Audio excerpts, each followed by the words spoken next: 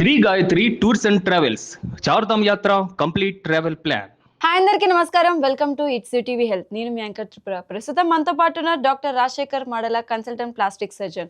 వారితో మాట్లాడి plastic surgeon only female కా లేదా మేల్స్ కూడా ఉంటుందా, అలాగే వెజైనోప్లాస్టీ గురించి డాక్టర్ని అడిగి తెలుసుకుందాం. Hello doctor. హలో అండి.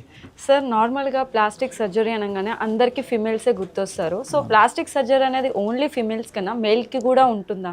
సో ప్లాస్టిక్ సర్జరీ ఓన్లీ ఫీమేల్స్కి కాదండి, మేల్స్కి కూడా. ఎవరికి చేసినా, మేల్స్కి చేసినా, ఫీమేల్స్కి చేసినా, ట్రాన్స్జెండర్స్కి చేసినా, ఎవరికి చేసినా అది ప్లాస్టిక్ సర్జరీ అంటాము. సో ప్లాస్టిక్ సర్జరీ అంటాం కూడా cosmetic surgery is only for females or males అని కూడా అంటారు. సో మేల్స్ కూడా ఫీమేల్స్కి చేసిందని కాస్మెటిక్ సర్జరీస్ ఇప్పుడు చేస్తున్నామండి. ఏమేం చేస్తాము అంటే హెయిర్ ట్రాన్స్ప్లాంట్స్ మెయిన్. సో మేల్స్లో ఎక్కువ బట్టతలు వస్తుంది కాబట్టి మేల్స్కి ఎక్కువ హెయిర్ ట్రాన్స్ప్లాంట్స్ చేస్తున్నాము. ఎక్కువ గైనకోమాస్టియా సర్జరీస్ అంటే male chest reduction, male boob surgeries అంటాం. అంటే మేల్స్కి కూడా చెస్ట్ ఏమవుతుందంటే ఫీమేల్స్ లాగా హెవీగా పెద్దగా పెరగటం, ఇలాంటివన్నీ గైనకోమాస్టియా సర్జరీస్ అంటాం. వీటితో మాట టమ్మీ లైపోసక్షన్ ఎక్కువ మేల్స్కే చేస్తాము. వెనకాల లవ్ హ్యాండిల్స్ లైపోసక్షన్స్ మేల్కి ఎలా చేస్తున్నాము, ఫీమేల్స్కి అలాగే చేస్తున్నాం. లవ్ హ్యాండిల్స్ అంటే వెనకాల నడుము దగ్గర. సో 360 డిగ్రీ లైపోసక్షన్స్ అంటాం. సో ఇవన్నీ మేల్స్కి కూడా చేస్తున్నాము. ఈ మధ్య కొత్తగా బియర్డ్ ట్రాన్స్ప్లాంట్స్ కూడా చేస్తున్నాం మేల్స్కి. సో ఇప్పుడు బియర్డ్ పెంచుకుంటాం, ఇప్పుడు ట్రెండింగ్లో ఉంది కాబట్టి. సో బియర్డ్ సరిగ్గా రానాలకి, ముస్టేజ్ సరిగ్గా రానాలకి బియర్డ్, ముస్టేజ్ రెండు ట్రాన్స్ప్లాంట్స్ చేస్తున్నాం. బోటాక్స్, ఫిల్లర్స్ ఇవన్నీ మేల్స్ కూడా చేయించుకుంటున్నారు, chemical pills. So plastic surgery is not only for females, it is for males also. Okay sir, మీరు ఇందాక లైపోసెషన్ అని చెప్పేసి అన్నారు. లైపోసెషన్తో మనము 6 ప్యాక్ కానీ లేకపోతే వెయిట్ లాస్ కానీ చేయడం జరుగుతుందా సార్? సో లైపోసక్షన్తో 6 ప్యాక్ చేయొచ్చండి. లైపోసక్షన్తో 0 సైజ్ లాగా చేయొచ్చు. అంటే మంచిగా జిమ్ చేస్తే 6 ప్యాక్స్ ఎట్లా వస్తాయో మేల్స్కి, ఫీమేల్స్ కూడా మంచిగా నడుము సన్నగా చేసి ఆ జిమ్ చేసినప్పుడు ఆ రెక్టస్ మజిల్, ఆ లైన్స్ అన్నీ కూడా క్రియేట్ చేయొచ్చు. కాకపోతే ఇది ఎవరికి చేయొచ్చు అంటే బాగా పొట్ట పెద్దగా ఉండి, ఫ్యాట్ ఎక్కువ ఉండి, స్కిన్ సాగినెస్ ఎక్కువ ఉన్న వాళ్ళకి 6 ప్యాక్స్ చేస్తే దరిద్రంగా ఉంటుంది. అలా కాదండి, ఆల్రెడీ కొంచెం సన్నగా ఉండి లైట్గా టమ్మీ ఉండి వాళ్ళకి 6 ప్యాక్ చేయమంటే మనం ఈజీగా చేయొచ్చు. చేసినా చూడటానికి బాగుంటుంది. చేసిన తర్వాత కూడా వాళ్ళు 6 ప్యాక్ చేశారు కదా అని మళ్ళీ లావ్ అయిపోయితే మళ్ళీ 6 ప్యాక్ పోతుంది, మళ్ళీ ఫ్యాట్ వచ్చేస్తుంది. సో మనం నీట్గా జిమ్కి వెళ్తాం, యాప్స్ అయ్యి చేసుకుంటా ఉంటే మనం చేసిన 6 ప్యాక్ ఎక్కువ రోజులు మెయింటైన్ అవుతుంది. So it is like short cut to 6 pack, అంతేగాని షార్ట్ కట్ టు ఎక్సర్సైజ్ కాదండి. ఓకే, అంటే ఇప్పుడు మీరు అన్నారు అంటే బాగా లావుగున్న వాళ్ళకైతే కష్టం అని చెప్పేసి, ఇఫ్ ఇన్ కేస్ ఒకవేళ స్కిన్నీ పర్సన్ వచ్చారనుకో వాళ్ళకి కుదురుతుందా సార్? చాలా ఈజీగా చేయొచ్చండి, చాలా ఈజీగా. వెరీ వెరీ మినిమల్ పెయిన్తో మార్నింగ్ చేసి మధ్యాహ్నం ఇంటికి పంపించేసేయచ్చు. ఓకే, అంత సింపుల్. సో అది చేసిన తర్వాత ఎటువంటి కేర్ తీసుకోవాల్సి వస్తుంది సార్? చేసిన తర్వాత నీట్గా మళ్ళీ మనం లావ్ అవ్వకుండా మంచి ఎక్సర్సైజ్ చేసుకోవాలి. యాబ్స్కి ఎక్సర్సైజెస్ చేసుకుంటూ ఉండాలి. మంచిగా జిమ్కి వెళ్ళాలి, ఫాలో అప్లో ఉండాలి. బాగా ఫాలో అప్లో ఉండి మంచిగా మెయింటైన్ చేసుకుంటే మనం చేసిన రిజల్ట్ మెయింటైన్ అవుతుంది. ఓకే, మళ్ళీ తినేస్తూ ఉంటే మనకి ఎంతో కొంత ఫ్యాట్ అక్కడ డిపాజిట్ అవుతూ ఉంటుంది కదా, మనం చేసిన ఎఫెక్ట్ పోతుంది. ఓకే, సో చాలా మంది అబ్బాయిలు కానీ అమ్మాయిలు కానీ ఎంత తిన్నా సరే లావు రారు సార్, సన్నగానే ఉంటారు. సో వాళ్ళకి ఇది హెల్ప్ అవుతుంది అని చెప్పొచ్చా సార్?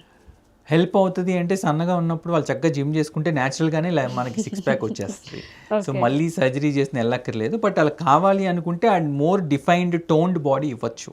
ఇది ఎలా అంటే మీకు ఒక రకమైన బాడీ స్కల్ప్టింగ్ అంటాం లైపోసక్షన్ కంటే కూడా.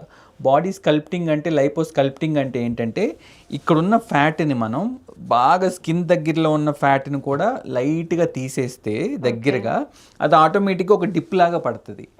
సో ఆ డిప్ను మనం నీట్గా షేప్ చేసుకుంటాం అనమాట. దాంతోపాటు ఈ మజిల్ ఉంటుంది చూడండి, రెక్టస్ మజిల్, అబ్డామన్ మజిల్ అంటాం. ఆ మజిల్లోకి కొంచెం ఫ్యాట్ ఇంజెక్ట్ చేస్తాం. సో మనం ఎక్కడైతే స్కిన్ తీసామో అక్కడ పల్చగా అవుతుంది, ఎక్కడైతే మనం ఫ్యాట్ ఎక్కిస్తామో అక్కడ కొంచెం ఉబ్బుగా మజిల్ ఉంటుంది. సో మంచిగా 6 ప్యాక్ లాగా వస్తుంది అనమాట. సార్, మీది ఒక ప్రీవియస్ ఇంటర్వ్యూ చూసాను, దాంట్లో మీరు వెజైనోప్లాస్టీ గురించి ఎక్స్ప్లెయిన్ చేశారు. అసలు ఆ వెజైనోప్లాస్టీ అంటే ఏంటి సార్? వెజైనోప్లాస్టీ అంటే ఏంటంటే, మన వెజైనా అంటే ఫీమేల్ ప్రైవేట్ పార్ట్ అమ్మా. సో బేబీ డెలివరీ అయినప్పుడు వెజైనాలోంచి వస్తారు. సో రెగ్యులర్గా పీరియడ్స్ అప్పుడు మెన్స్ట్రల్ బ్లీడింగ్ అంతా అయ్యేది వెజైనల్ కెనాల్లో నుంచే. సో వెజైనోప్లాస్టీ అన్న టర్మ్ ఏంటంటే అసలు వెజైనా ఫామ్ అవ్వకపోయినా దాన్ని క్రియేట్ చేయటము వెజైనోప్లాస్టీయే. లేదు అంటే డెలివరీ అయిపోయిన తర్వాత వెజైనా బాగా లాక్స్ అయిపోతుంది, అంతే కదా. ఒక 1 ఫింగర్ అడ్మిట్ అయ్యే వెజైనాలోంచి ఫుల్ బేబీ బయటకు వచ్చినప్పుడు స్ట్రెచ్ అయిపోతుంది. సో దాన్ని మళ్ళీ టైటన్ చేయటాన్ని కూడా వెజైనోప్లాస్టీ అంటారు. సో అసలు ఎందుకు చేస్తారు, అసలు వెజైనోప్లాస్టీ చేయాల్సిన అవసరం ఏంటి అంటే, సో అసలు క్లోజ్ అయిపోయి బై బర్త్ డిఫెక్ట్స్తో ఫామ్ అవ్వని వెజైనాని ఓపెన్ చేయాలి. ఎందుకు అంటే పేషెంట్కి మెన్స్ట్రల్ బ్లడ్ అది బయటికి రావాలి. రెండోది మళ్ళీ పేషెంట్ వాళ్ళ హస్బెండ్తో పార్టిసిపేట్ చేయడానికి మనకి అది న్యాచురల్ ప్రాసెస్ కాబట్టి మనకి వెజనల్ కెనాల్ అనేది ఉండాలి. సో ఈ డెలివరీ అయిపోయిన తర్వాత మళ్ళీ టైటైన్ చేయాల్సిన అవసరం ఏంటి అంటే, యూజువల్గా పార్ట్నర్స్ కంప్లైంట్స్ వస్తూ ఉంటాయి. సో వాళ్ళ పార్ట్నర్స్ వైఫ్ హస్బెండ్ కలిసినప్పుడు సాటిస్ఫాక్షన్ లెవెల్స్ తక్కువ ఉన్నాయని ఇట్లాంటివన్నీ. సో అలాంటప్పుడు కూడా వెజైనోప్లాస్టీ చేసి వెజైనా టైటనింగ్ చేస్తాం. ఇలా కాకుండా కొంతమంది పాపం రిలేషన్లో ఉంటారు, మ్యారేజ్ చేసుకుందాం అనుకుంటారు, బ్రేకప్ అవుతుంది, అనుకున్నట్టుగా అన్నీ అనుకున్నట్టు అవ్వవు. అలాంటి వాళ్ళు కూడా వచ్చి మన వెజైనోప్లాస్టీ చేయించుకుంటారు. సో నెక్స్ట్ ఏదైనా ఫస్ట్ మ్యారేజ్ ఏదైనా ప్రాబ్లమ్ అయ్యి మళ్ళీ సెకండ్ మ్యారేజ్కి వెళ్తున్నప్పుడు, సో యూజువల్గా వెజైనోప్లాస్టీ అనేది రెగ్యులర్గా చేసే ప్రొసీజర్, చాలా జాగ్రత్తగా కూడా చేయాలి. ఎందుకంటే మనకు మోషన్ పాస్ అయ్యేది వెజైనా రెండు పక్క పక్కనే ఉంటాయమ్మా. ముందు వెజైనా ఉంటుంది, వెనకాలేమో మోషన్ పాస్ అయ్యేది, ఇలా ఉంటాయి రెండు. సో ఈ మధ్యలో థిన్ లేయర్ ఉంటుంది, ఆ లేయర్ని డ్యామేజ్ చేయకుండా మనం రిపేర్ చేయాలి. యాంటీరియర్ గానేమో యూరిన్ వచ్చేది ఉంటుంది, పోస్టీరియర్ గానేమో మోషన్ వచ్చేది ఉంటుంది. అంటే ముందు యూరిన్ వచ్చేది, వెనకాల మోషన్ వచ్చేది. సో దేన్ని డ్యామేజ్ చేయకుండా నీట్గా చేసుకోవాలి. ఎక్స్పీరియన్స్ ఉన్న వాళ్ళే చేయాలి. ఒకవేళ ఈ సర్జరీ చేసిన తర్వాత ఇఫ్ ఇన్ కేస్ మళ్ళీ వాళ్ళు డెలివరీ అయితే మళ్ళీ లూజ్ అయ్యే ఛాన్స్? ఎస్ అమ్మా, మళ్ళీ నార్మల్ డెలివరీ అయితే మళ్ళీ లూజ్ అయ్యే ఛాన్స్ ఉంది. నార్మల్ డెలివరీ కాకుండా సి సెక్షన్ అయితే మళ్ళీ ఏమీ ప్రాబ్లం లేదు. నార్మల్ డెలివరీ అయితే మళ్ళీ లూజ్ అయ్యే ఛాన్స్ ఉంది. అందుకని ఏం చెప్తామంటే ఒకసారి మీ కిడ్స్ అయిపోయిన తర్వాత రమ్మని చెప్తాం. ఓకే, అంటే ఇది సర్జరీ అయిన తర్వాత ఎటువంటి కేర్ తీసుకోవాల్సి వస్తుంది సార్? ఒక్క 1 month వరకు పార్ట్నర్తో పార్టిసిపేట్ చేయకూడదు. ఆ తర్వాత ఏంటంటే రెగ్యులర్గా క్లీన్గా ఉంచుకోవాలని చెప్తాము. అది తప్పితే ఇంకేమీ వేరే పెద్ద ప్రొసీజర్స్ కేర్ తీసుకోవాల్సింది ఏమీ ఉండదమ్మా. సూచర్స్ కూడా ఏమీ తీసే పని లేదు, లోపలే మెల్ట్ అయిపోయి సూచర్సే చేస్తాము. స్టిచెస్ పడతాయి, ఎస్ లోపల పడతాయి, మరి టైటన్ చేయాలి కదా, సూచర్స్ వేస్తాము. అండ్ ఇంకొకటి చేయించుకున్న విషయం పేషెంట్ కూడా తర్వాత చూసుకున్నా కూడా కనిపించదు, అంత లోపలే చేస్తాం కాబట్టి అసలు చేయించుకున్న విషయం కూడా ఎవరికి తెలియదు. ఓకే సార్, ఇందాక మీరు చెప్పారు అంటే మెన్కి కూడా ప్లాస్టిక్ సర్జరీస్ చేస్తూ ఉంటామని చెప్పేసి. సో చాలా మందికి బియర్డ్ ఇందాక మీరు అన్నట్టు అది కూడా ట్రాన్స్ప్లాంట్ చేస్తున్నామని చెప్పేసి. సో నార్మల్గా హెయిర్ అంటే వాళ్ళకి ఫస్ట్ నుంచి ఉంటుంది కాబట్టి చచ్చిపోయిన వాటిని మీరు బతికిస్తామని లాస్ట్ ఇంటర్వ్యూలో చెప్పడం జరిగింది. చచ్చిపోయిన వాటిని బతికియటం కాదు, వెనకాల నుంచి హెయిర్ తీసి ముందు పెడతాం. ఓకే, అంటే ఇక్కడ సెల్స్ అయితే డెడ్ అయిపోతే అంతే కదమ్మా. సెల్స్ ఒకసారి డెడ్ అయిపోతే ఆ హెయిర్ ఫాలికల్ ఒకసారి మొత్తం డెడ్ అయిపోతే మళ్ళీ రాదు. సో అందుకని వెనకాల నుంచి ఫాలికల్ తీసుకొచ్చి ముందు పెడతాం. ఇఫ్ ఇన్ కేస్ ఒకవేళ బియర్డ్ దగ్గర మీరు ఇంప్లాంట్ బియర్డ్ అనుకోండి అమ్మా, బియర్డ్ యూజువల్ గా మనం ఉంచుకునేది ఈ ఏరియా అండ్ ఈ ఏరియా వరకే, ఈ కింద మనకి కనపడదు ఎక్కువ. సో అందుకని ఇక్కడ ఏం చేస్తామంటే ఇక్కడ కనుక వాళ్ళకి హెయిర్ ఉంటే ఇక్కడ నుంచి ఒకటి వదిలిపెట్టి ఒకటి తీసుకుంటా ఉంటే ఇక్కడ బియర్డ్ వస్తుంది, అదే హెయిర్ ని తీసుకొచ్చి ఇక్కడ పెట్టేస్తాం. So it gives a natural look. ఈ హెయిర్ ఒకేలా ఉంటుంది. ప్రొవైడెడ్ వాళ్ళకి ఇక్కడ హెయిర్ లేదనుకోండి, మామూలుగానే బియర్డ్ తక్కువ ఉంది అనుకోండి, అప్పుడు వెనకాల నుంచి హెయిర్ తీసుకొచ్చి పెడతాం. ఓకే, ఇక్కడ హెయిర్ తీసుకొచ్చి ఇక్కడ పెడతాం. కాకపోతే కొంచెం లెంత్ మెయింటైన్ చేసినప్పుడు ఏంటంటే టెక్స్చర్ కొంచెం డిఫరెంట్ గా ఉంటుంది. సో వాళ్ళు షార్ట్గా మెయింటైన్ చేసుకుంటాను, ఒక 2 mm 3 mm 4 mm length maintain చేసుకుంటే పెద్ద పర్లేదమ్మా. అండ్ ఇక్కడ పెట్టినట్టు ఫుల్ థిక్గా పెట్టాం, కొంచెం గ్యాప్స్ ఇచ్చి పెడతాం. మరి బియర్డ్ ఇలా పెరిగిపోతే అసహ్యంగా ఉంటుంది కదా. బియర్డ్ పెరిగినా కూడా పెంచుకున్నా కూడా న్యాచురల్గా ఉండాలి, అందంగా ఉండాలి. అండ్ ఏ లైన్లో పెడతాం అనేది కూడా ఇంపార్టెంట్. ఇక్కడ దాకా పెట్టేసినా కింద దాకా పెట్టినా అసహ్యంగా ఉంటుంది. సో న్యాచురల్ కాంటోర్లో ఎక్కడి నుంచి ఎక్కడి దాకా బియర్డ్ ఉండాలో చూసి ఆ లైన్ సిమెట్రీ మెయింటైన్ చేస్తా పేషెంట్ ఫేస్కి సెట్ అయ్యేటట్టు డిజైన్ చేసి పెట్టుకోవాలి. ఓకే సార్, అంటే ఇప్పుడు చాలామంది హెయిర్ లేక దాన్ని కవర్ చేయడం కోసం పౌడర్స్ కానీ కలర్స్ కానీ యూజ్ చేయడం జరుగుతుంది. సో అలా యూజ్ చేయడం వల్ల ఏమన్నా సైడ్ ఎఫెక్ట్స్ ఉంటాయా సార్? హెయిర్ కలర్స్ చాలా డేంజరస్ అండి. హెయిర్ కలర్స్ మన కెమికల్స్ ఉన్న అమోనియా పీపీడీ ఉన్న హెయిర్ కలర్స్ వేసుకుంటే క్యాన్సర్స్ కూడా వస్తాయి, స్కాల్ప్ కూడా పాడైపోద్ది, ఆ పిగ్మెంటేషన్తో ఫేస్ కూడా పాడైపోతుంది. అందుకని సాధ్యమైనంత వరకు ఆర్గానిక్ కలర్స్ యూజ్ చేసుకోవాలి. నెక్స్ట్ పౌడర్స్ కూడా ఏంటంటే హెయిర్ బిల్డింగ్ ఫైబర్స్ అంటాం, ఫైబర్ పౌడర్ అంటాం. ఏదైనా పార్టీస్కి వెళ్తున్నప్పుడు ఫంక్షన్స్కి వెళ్తున్నప్పుడు లేదంటే మీలా మీడియా ఇండస్ట్రీలో ఉన్న వాళ్ళు ఎవరైనా ఏం చేస్తారంటే కొంచెం బాల్ ప్యాచెస్ కనిపిస్తుంటే దాని మీద పౌడర్ వేసేసుకుంటారు. అది ఏంటంటే చాలా కంపెనీస్ వచ్చేసినాయి మార్కెట్లోకి. సో ఏది పడితే అది వాడినా మళ్ళీ కెమికలే అండి. ఉన్న జుట్టు కూడా పాడైపోద్ది, స్కాల్ప్ కూడా పాడైపోయి స్కాల్ప్ సోరియాసిస్లు, ఎలర్జీకి, డెర్మటైటిస్లు ఎన్ని వచ్చే ఛాన్స్ ఉంటుంది.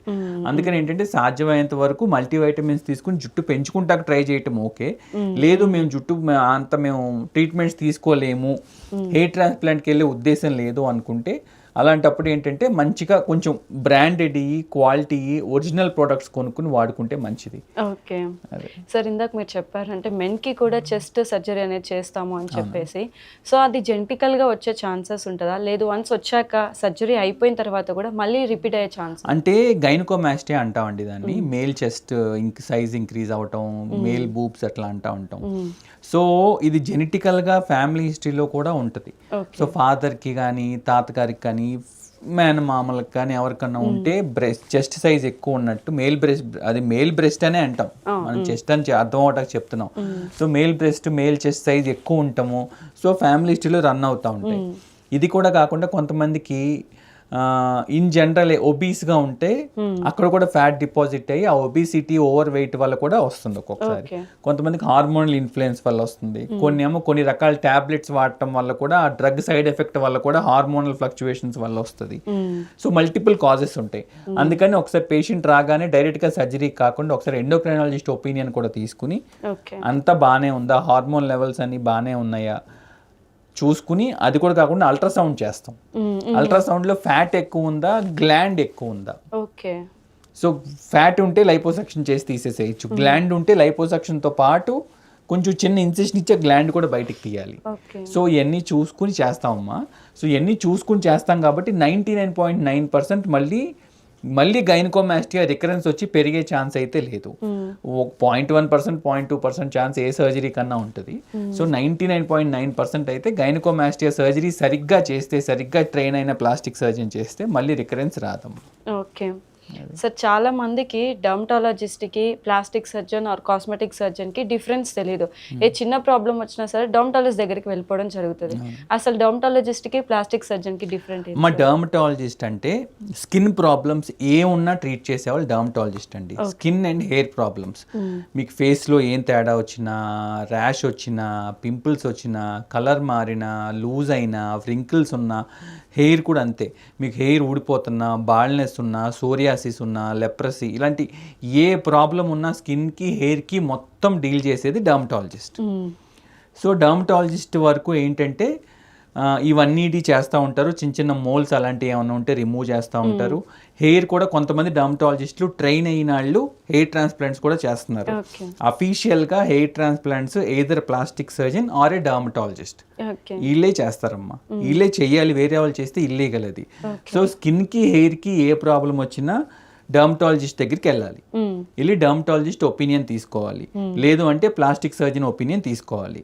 So dermatologist and plastic surgeon కి ఇది డిఫరెన్స్. ప్లాస్టిక్ సర్జన్ ఏం చేస్తారంటే స్కిన్, హెయిర్ చూస్తాం మేము కూడా, దీంతో పాటు we will do surgeries also. So plastic surgeon skin కోసం ఏం చూస్తాము అంటే వ్రింకిల్స్ వస్తే బొటాక్స్ ఇవ్వటం, ఫిల్లర్స్ ఇవ్వటం, ఫేస్ లిఫ్ట్, థ్రెడ్స్ వేసి ఫేస్ లిఫ్ట్ చేయటం. సో హెయిర్ ఊడిపోతే హెయిర్ ట్రాన్స్ప్లాంట్స్ చేయటం, హెయిర్కి ఏమన్నా హెయిర్ ఫాల్ అవుతుంటే మల్టీవైటమిన్ థెరపీ, జిఎఫ్సీలు చేయటం. ఇంతవరకు వాళ్ళకి మాకు ఇద్దరికి కొరలేట్ అవుతూ ఉంటుంది. ఇది కాకుండా నెక్స్ట్ సర్జరీస్ అన్ని ప్లాస్టిక్ సర్జన్ చేస్తారు. డర్మటాలజిస్ట్ హెయిర్ ట్రాన్స్ప్లాంట్, ఈ మోల్ రిమూవల్స్ ఇట్లాంటివి తప్పితే పెద్ద పెద్ద సర్జరీస్ ఏమి చేయరు. సో మీకు ఏ స్కిన్ ప్రాబ్లం, హెయిర్ ప్రాబ్లం వచ్చినా either dermatologist or plastic surgeon దగ్గరికి వెళ్ళాలి. చిన్నదైనా కూడా డర్మటాలజిస్ట్, ప్లాస్టిక్ సర్జన్ దగ్గరికి వెళ్ళాలమ్మా. చిన్నదైందని చెప్పి మన చిన్న వేరే బ్రాంచ్ డాక్టర్స్ దగ్గరికి వెళ్ళకూడదు. ఇంతవరకు ఓకే. మీరు అడగాల్సిన క్వశ్చన్ ఏంటంటే డర్మటాలజిస్ట్కి, కాస్మెటాలజిస్ట్కి డిఫరెన్స్ ఏంటి, ప్లాస్టిక్ సర్జన్కి, కాస్మెటాలజిస్ట్కి డిఫరెన్స్ ఏంటి అని. అసలు కాస్మెటాలజిస్ట్ అనే డిగ్రీయే లేదండి. ఓకే.